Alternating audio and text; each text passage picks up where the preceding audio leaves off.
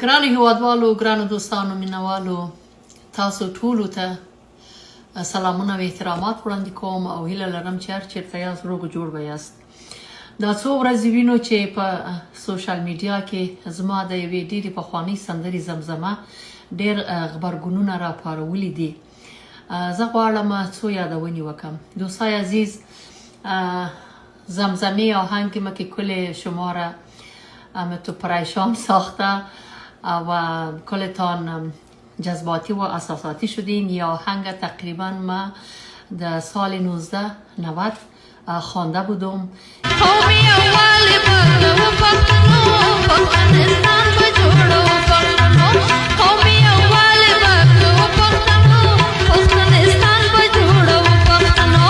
که هیچ وقت اینقدر عکس العمل ایجاد نکرده بود، مگر حال چرا؟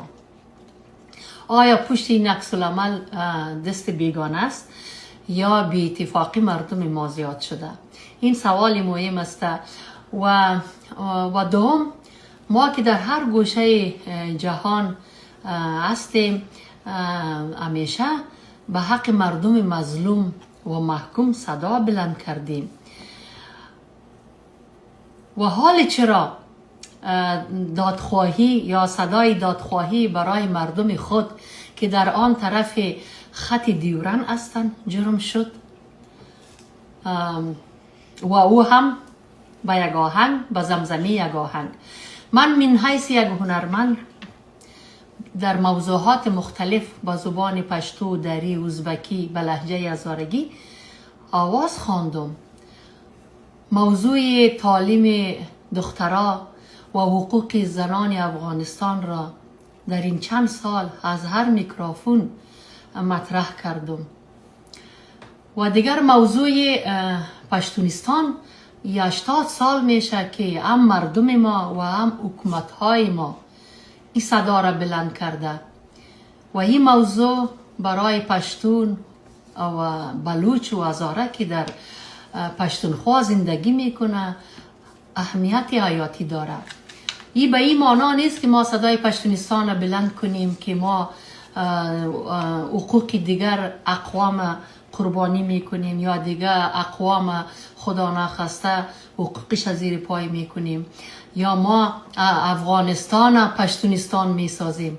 قبل از این که شما نظرتان بیان کنین یا نظر بتین، برین تاریخ بخوانید، ارزش‌های تاریخی تان درک کنید و نباید هر کس از این صدای حق و از این صدای دادخواهی ناراحت شود.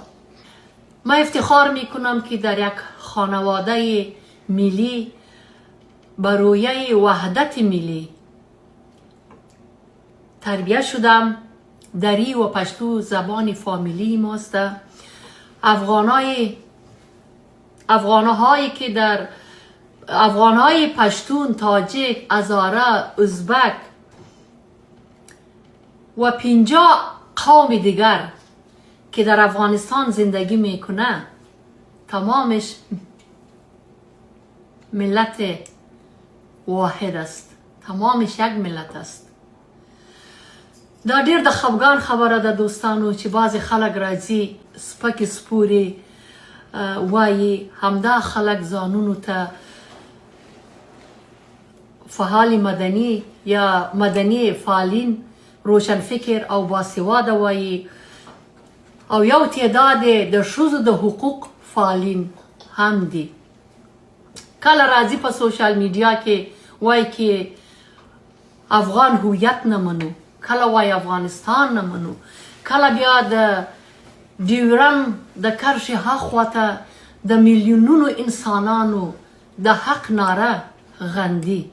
برادرای گلم، برادرای عزیزم، هموطنان عزیزم، بیایید، از شما خواهش میکنم اگر اختلاف نظر دارین همراه ما و اگر یا آهنگ ما شما را گنس و گل ساخته، بیایید دشنام نتین، دو نزنین، تحقیر نکنین، بیایید منطق خود را بیان کنید که شما چی منطق دارین راجی به ای که ما آواز خود بلند کردم، چرا اینقدر شما به تشویش شدید؟ بیایید منطق بگوییم، از جوانای ما سوء استفاده نکنین. امیال در سوشال میدیا شما جوانا را پیش میندازین. تو جوانا که اصلا در این موضوعات سرش خلاص نمیشه که پشتونستان در کجا بود و یه زمزمه را که ما کردم چی معنا داره.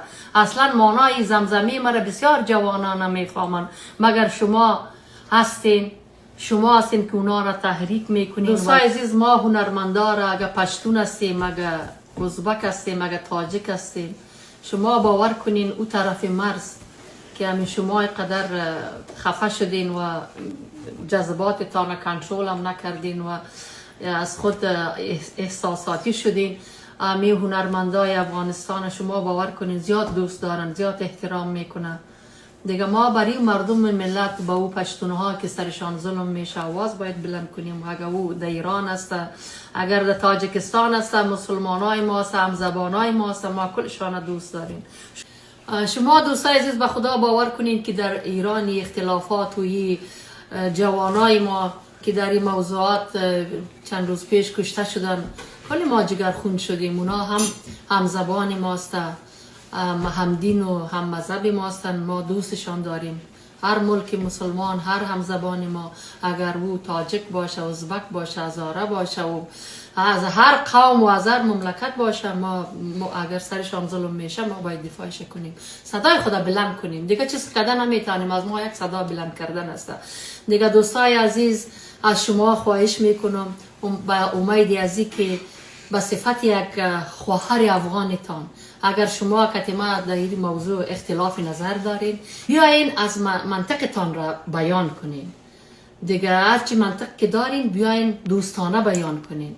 دیگه غیر از او دیگه شفای عاجل بریتان میخوایم و من الله توفیق.